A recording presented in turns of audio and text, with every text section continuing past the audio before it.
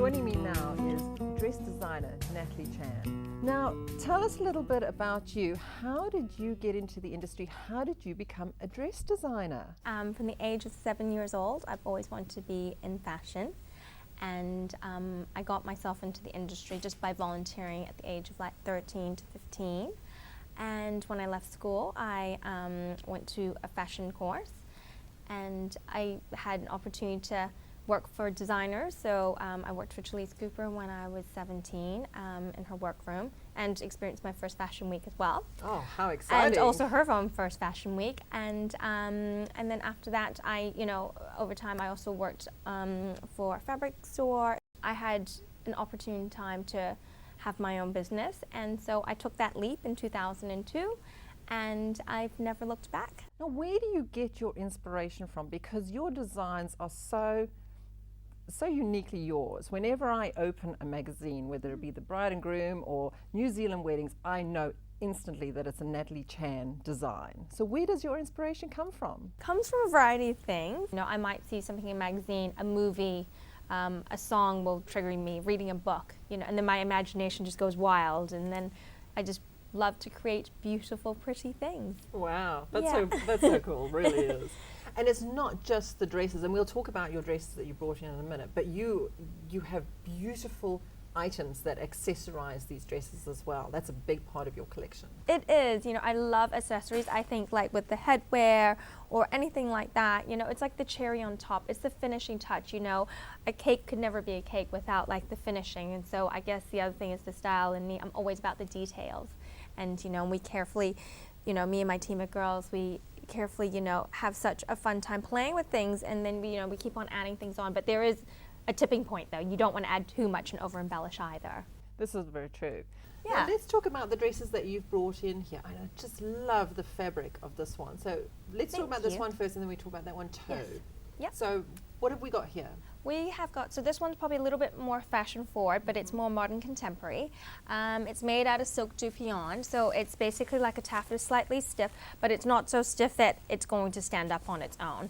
And so it gives a really good body. And I basically hand cut all the lace and made it into appliques, and hand sewn a few other intricate little beads as well. Can we lift this veil so we can see the detail underneath here? And so what we've got is all these hand cut beautiful lace that I've done, and also hand sewn a couple of the beads as well. So that's all being hand tagged. And on the collar we've got a beautiful collar of pearls that I've also hand sewn on through a motif. Thankfully it didn't take too long. And what I mean by too long, it didn't take me a whole month. And then I also covered it with appliques, so then you can kind of see through for the extra detail. But the goodie of this dress is there's actually pockets, quite deep pockets. So for all of those digital savvy brides, and also the ones that want to touch up on their makeup with a bit of a lip gloss, and possibly have their phone on them, you can't even see it. You can just have you can have what you want in your pockets, and it won't bulk out, which I think is so clever.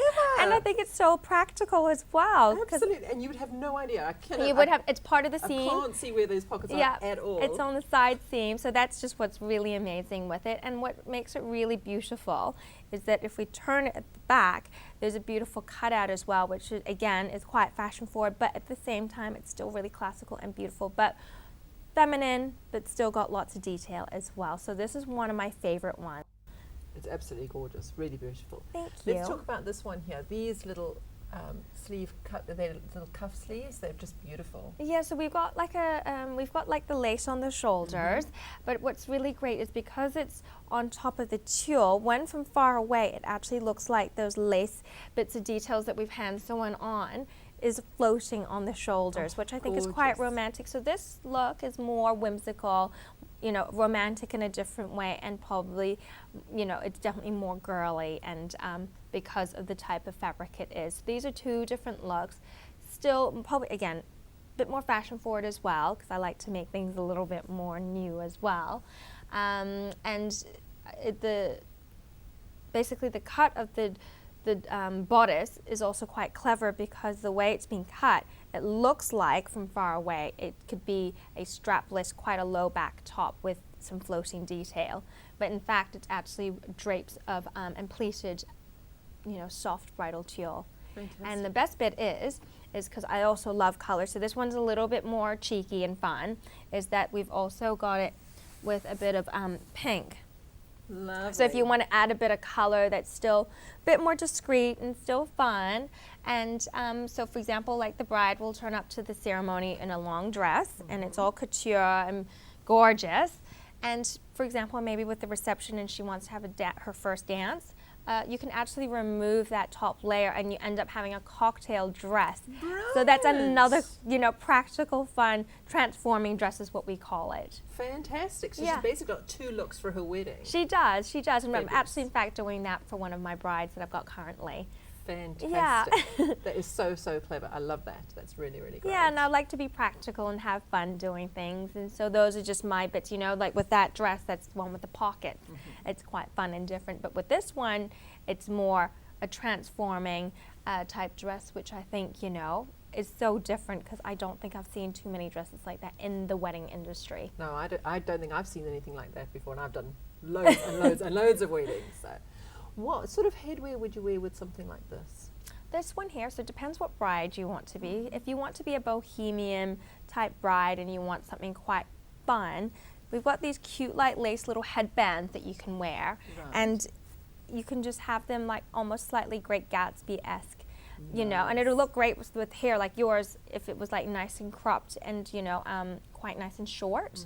If you had longer hair, you could have your hair up into almost like a semi-bouffant and then like a French roll and then have the headband around it, which I think would look gorgeous. Yes. I'd probably happily say about 80% of the photos after the professional photographers left, you'd have them more looking like hair. Yeah. So you still want to have something quite gorgeous in your hair, I think. Now, Natalie, if a bride would like to come and see you, whereabouts do they find your beautiful boutique? If you're in Auckland, at 229 Parnell Road, that's my boutique there. If not, I've got a website and it's www.nataliechan.co.nz. Fantastic. And for those that are into their social media, and I've got a Facebook account, which is under the Natalie Chan Boutique, and also on Instagram as well, and Pinterest. Oh, fantastic. So you Yes, have the whole gamut. got the whole thing, because it is, with our industry, it is creative, and you're giving inspiration as well. So for example, with Pinterest, it's great because I have brides that turn up and they've got their own boards, and then they go, this is what I really like of yours, and these are other inspirations that I have of my other things. And it's quite nice because subconsciously they end up picking things. There's always a common thread, and so that's what I'm looking for.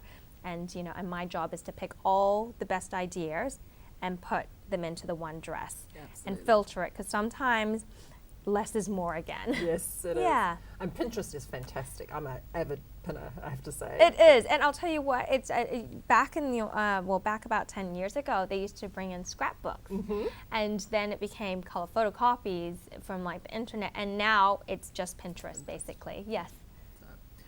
Natalie, thank you so much for joining me here on the couch. It's been an absolute pleasure having you here. Thank you, Nikki, so much for hosting. I had such a lovely, amazing time today. Well, thank you, and I'm sure lots and lots of people are going to be coming to your very beautiful boutique in Parnell. After the break, I'm going to be talking to Frank Casey from Frank Casey's Suit High, so I'll see you after the break.